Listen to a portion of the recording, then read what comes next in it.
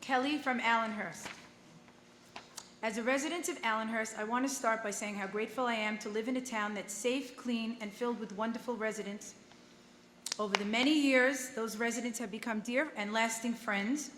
I also want to recognize many positive things that Mayor Ajmi and her team have worked very hard to bring to our community. Events like we said, the carnivals, Halloween celebrations, farmers market, the improvement to the lake area, the magnificent pickleball court, and the addition of a beautiful new restaurant. These are the kind of things that strengthen community and bring people together. Another important improvement has been the relationship with JCP&L. For many years, the Allenhurst administration struggled to maintain a productive relationship with them. I want to commend Mayor Frieda for building a strong partnership with JCP&L, which helps ensure that our town is better supported during storms and other difficult situations. We really needed that this year. We did. I also applaud the initiative to pursue grants and to help subsidize programs that the kind that are forward-thinking matters. At previous administrations have taken similar steps. We might not have spent nearly $2 million of taxpayer money on a boardwalk that many neighboring towns were able to fund with grants. Change and new ideas have been a very positive thing. I've attended almost every meeting in Allenhurst over the past several years, and one thing that has stood out to me is how many non-residents regularly attend and advocate strongly for their interests. Of course, the law allows anyone to attend public meetings, and hearing different perspectives can be valuable. However, I do believe that the residents of Allenhurst, the people who live here and pay taxes here, should ultimately have the primary voice in decisions that affect our town. The issue of the recreation program has clearly been an emotional one. I understand why some non-residents are saddened by its loss, and I appreciate the memories and experiences many families shared about it.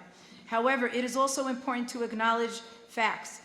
The camp, we were told, was illegally run and had safety concerns. It did not have a nurse on site and did not have adequate shelter in the event of rain or lightning. It was reassuring for me to learn that Ocean Township and many other towns are run properly and are insured and have wonderful recreation programs, and all the nearby municipalities as well that provide these opportunities. It's also worth noting that Allenhurst itself has not always had a recreation program. There was no day camp from 2009 to 2013, and there were additional lapses between 1995 and 1999 at other times. At one point, there was approximately 130 children attending, the majority of whom were non-residents. I think it's important that we keep these facts in mind as we continue this conversation and focus on what is best for the residents of Allenhurst. One last thing, last year, the Beach Club provided a wristband system. It proved very cumbersome for many, especially children, and many people forgot them at home. Can we please go back to the old system? I've heard so many complaints. I also wonder how many bracelets were never even picked up at all. Do you know that? Is on a record anywhere? And how much did these bracelets cost the town? And the last thing is, I feel very bad about this because I really want everybody united in one town. But I'm very hurt, and I know that there's people here from the newspapers as well.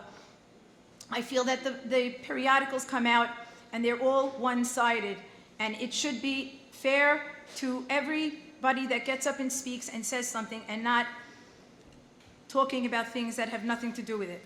So please, I hope you guys can do better in that job. Thank you very much.